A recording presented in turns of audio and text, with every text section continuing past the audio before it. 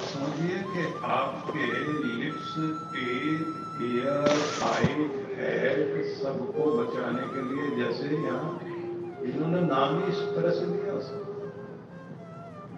Helmet का spelling को जोड़ के देखे तो दिया इसी तरह से उसको, डेफिनेशन जो उसकी बताई है और उसको जो पूरा आप समझना चाहें तो समझ में आता है ना कि ये 5 अक्षर वाला आपको यहां से लेकर पूरा कवर करता है। लेकिन जो आपका शरीर, प्राण, मन, बुद्धि, आत्मा, लोक परलोक को कवर करे वो गुरु की कृपा होती है। और वो आप पाते हैं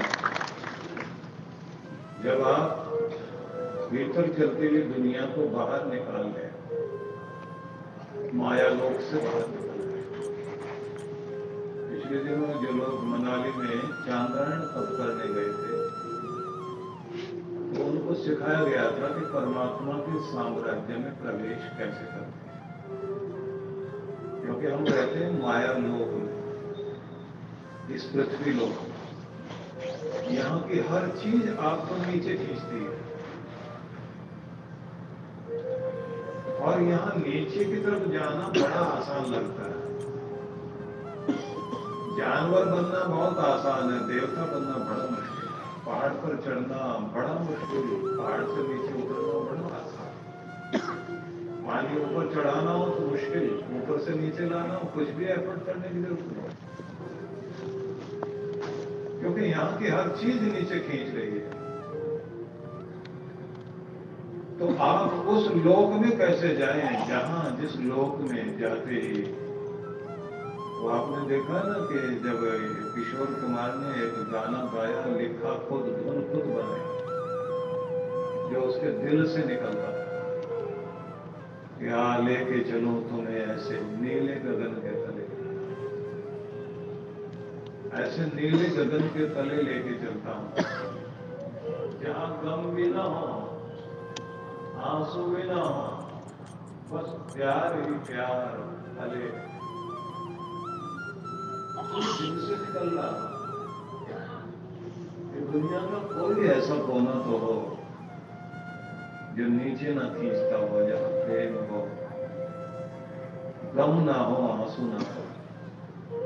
मनुष्य उस प्रेम को चाहता है, तो वो नीले गगन के तले जो प्रेम मिलने वाला है वो तो परमात्मा का है ना। और वहां कौन लेके जाएगा? केवल गुरु ही लेके चल सकता है। वहां जाने के लिए रास्ता वही है। कबीर कहते हैं बिन पावन का पंथ है, बिन बस्ती का देश। वो दुनिया अलग है जहां पांव से नहीं चला जाता, वहां की उड़ान अलग है। बिन बस्ती का देश, वहां कोई बस्तियां नहीं बसी हुई, लेकिन प्रेम का देश है। बिन पंखों से उड़ोगे आप, और जहां कहते हैं कि हर दिन प्रेम झरता है, कमल खिलते हैं, निश्चिंता रहती है, वो परमात्मा का साम्राज्य है।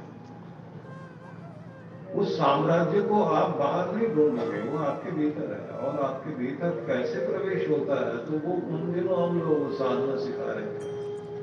चांद्रायण तप करने के लिए भगवान कृष्ण ने कहा है कि जैसे सूखी घास में चिंगारी डाल लो तो जल के राख हो जाती है, कि चांद्रायण तप में आपके जन्मों के पाप और उनके संस्कार बीज जल के खत्म हो जाते हैं।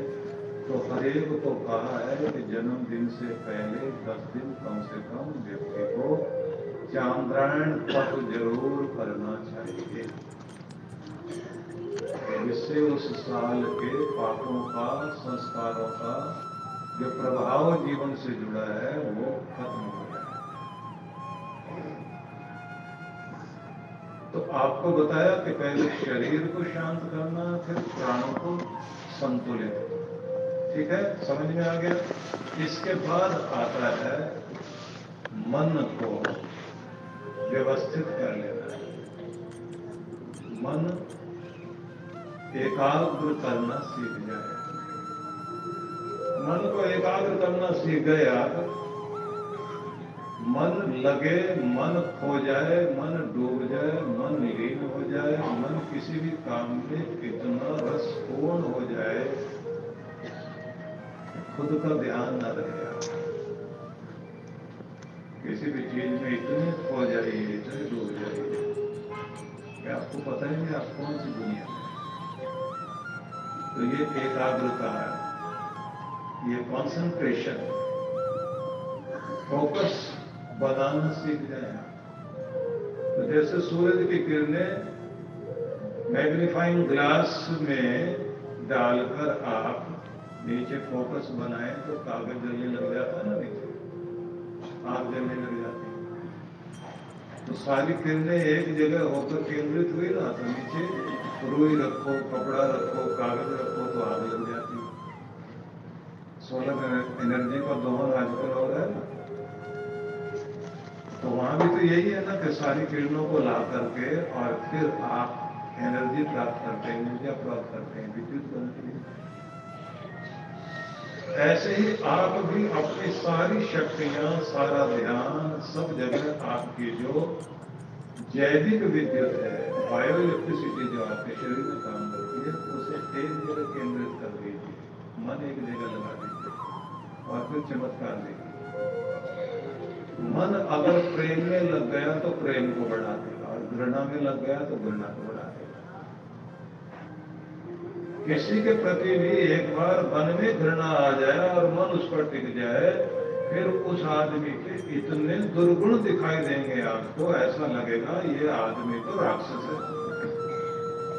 और अगर उसके अंदर प्रेम जाग जाए तो फिर आपको उसकी हर बात अच्छी लगेगी, इसका बोलना, बैठना, चलना, हंसना, कितने स्टाइल है इसके पास, हर बात अच्छी लगती है, उसकी आवाजें दिल में गूंज रही होती है। मन अगर प्रेम में टिक गया तो प्रेम को बढ़ाएगा, घृणा में टिक गया तो घृणा को बढ़ा देगा, और किसी की कमियां निकालने में अगर टिक गया तो आप देखिए हजार कमियां ढूंढने लग गए। तो मन को टिका दो कुछ अच्छी चीजों के लिए। तो मन को केंद्रित करना सीखना है। 3 चीजें हो गई। इसके बाद अगला बिंदु आता है। अगला बिंदु है आपकी आत्मा। आपकी आत्मा को आपने केंद्रित कर लेना है ना परमात्मा। शरीर नहीं, प्राण शक्ति भी नहीं, मन भी नहीं,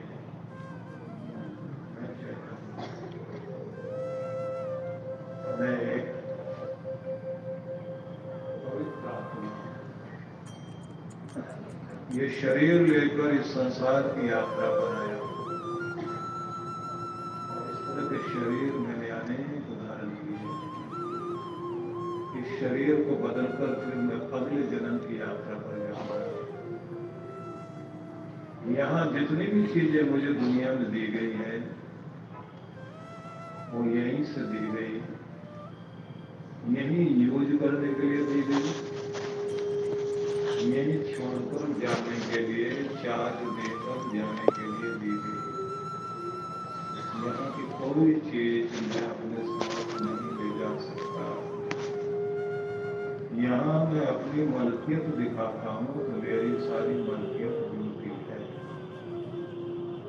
मुझे प्रयोग करने के लिए चीजें दी गई, इनसे मैं सुख ले सकूं, खुशियां ले सकूं, इनके माध्यम से मैं अपनी यात्रा को आसान बना सकूं।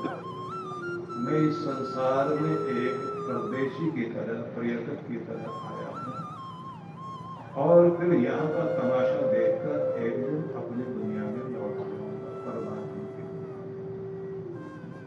मैं एक क्षेत्र में ये एहसास करना है।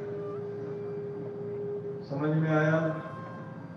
मन में दोहरा लीजिए जो अब तक मैंने बताया, सारा सब कुछ। 3 मिनट का टाइम दे रहा हूं। आंखें बंद करो और जो इतना बताया गया ना, ये प्रवचन नहीं था भाई, ये क्लास चल रही है, आपकी वर्कशॉप है। इसके सारे पॉइंट्स, शरीर को शांत करना है, प्राणों को संतुलित बनाना है, मन को एकाग्रता से जोड़ना है, वो सारे पॉइंट्स याद रखो, मन में दोहराओ और फिर आत्मा तक पहुंच जाओ। 3 मिनट का समय आपका।